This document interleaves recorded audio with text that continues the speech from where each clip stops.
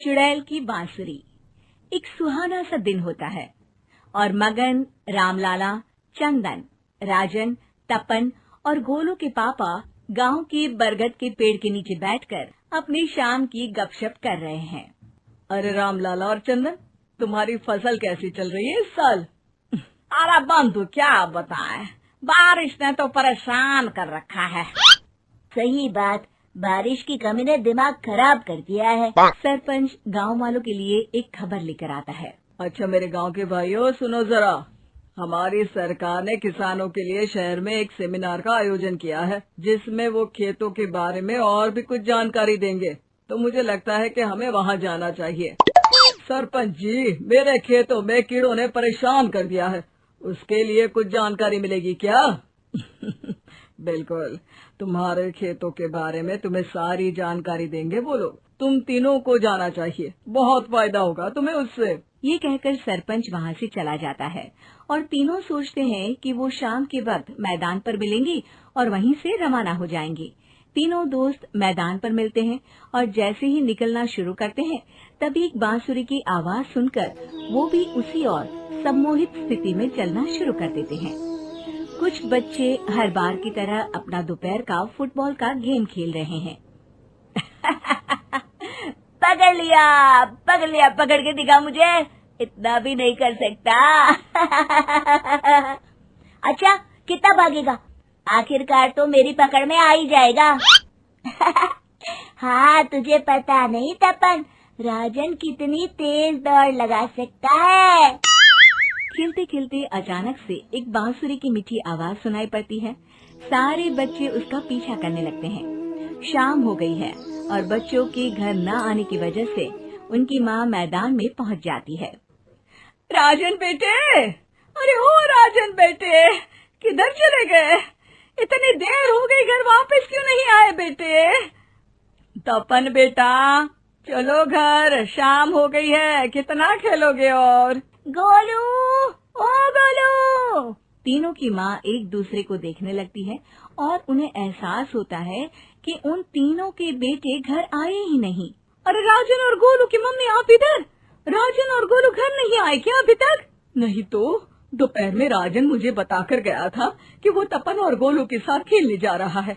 मैंने सुना है कि गांव में एक चुड़ैल घूम रही है, कहीं वही तो नहीं ले गई ना हमारे बच्चों को? ऐसा कुछ नहीं हुआ होगा, हम तीनों अलग अलग जगह ढूंढते हैं, इधर ही खेल रहे होंगे तीनों बच्चे। ये कहकर तीनों बच्चों की माएं उन्हें ढूंढने निकल गई। बहुत देर हो गई और फिर भी तीनों बच्चे मिले नहीं। तीनों की माएं मैदान पर फिर से मिलती हैं। सुनिए जी, ये तीनों मिल ही नहीं रहे और मेरे दिमाग में बहुत बुरे बुरे ख्याल आ रहे हैं।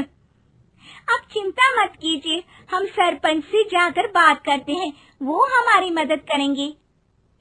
गोलू की माँ सही कह रही हो, चलो चलते हैं। एक उम्मीद की आशा लेकर तीनों अपने बेटों की फिक्र में सरपंच के घर जा पहुंचती है। सरपंच अपनी शाम की चाय पी रहे हैं और अखबार पढ़ रहे हैं।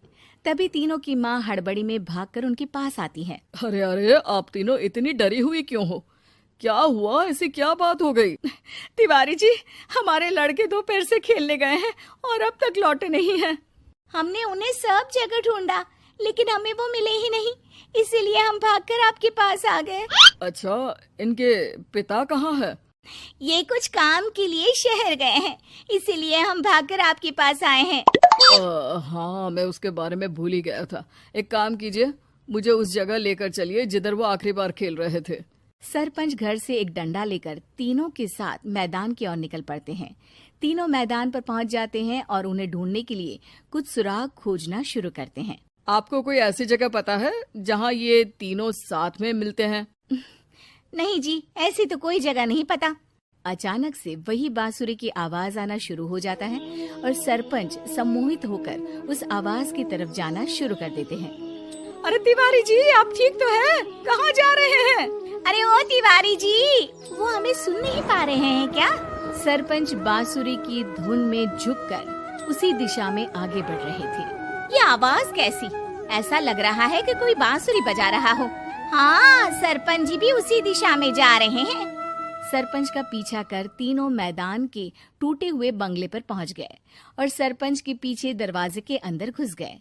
तीनों बंगले के अंदर झांकते हैं तो देखते हैं कि बहुत अच्छे से संभाला गया है बंगला। उतने में एक हंसी की आवाज आती है।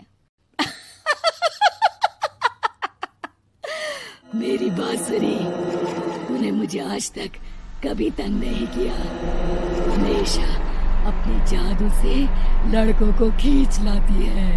ये बोलते ही राजन की माँ को तीनों बच्चे और उनके पिता वहाँ चुड़ैल के पास लेटे हुए दिखते हैं। अरे वो देखो गोलू के पापा। अरे रे। अरे गोलू की माँ, अब चुप रहिए ना जरा। उस चुड़ैल ने देख लिया तो हम भी फंस जाएंगे। इन्हें बचाएगा कौन? लगता है ये शहर गए ही नहीं और इस चुड़ैल ने इन सबको भी यहीं बुला लिया है। अब हमें इन्हें छुड़ाना होगा। एक काम करते हैं। राजन की मम्मी गोलू और तपन की मम्मी को एक प्लान बताती है। बिल्कुल सही कह रही हो राजन की मम्मी। चलो आज इस चुड़ैल को मजा चखाते हैं। तीनों माएं अपने छुपने की जगह से बाहर निकलती हैं और एक्टिंग करना शुरू कर देती है। ये तो बढ़िया है। अब इसका असर औरतों पर भी हो रहा है। वाह जी वाह। तीनों माएं चुड़ैल की थोड़ा करीब आती हैं। राजन और गोलू की माँ चुड़ैल को पकड़ लेते हैं और तपन की माँ बांसुरी हाथ से पकड़कर तोड़ देती है। अरे पागल औरत, ये क्या कर दिया? मेरी बांसुरी को तोड़ दिया। अब मेरी शक्तियाँ खत्म हो जाएगी। तुम्हें तो अरे तुझे क्या लगा चुड़ैल कहीं की हमारे बच्चों को और पतियों को हाथ लगाएगी तू? बांसुरी टूटने की वजह से चुड़ैल खाक होकर गायब हो जाती है और सारे लोगों की आंख खुल जाती है। सब अपने परिवार को लेकर उस बंगले से बाहर निकल जाते हैं। कहते हैं ना, नारी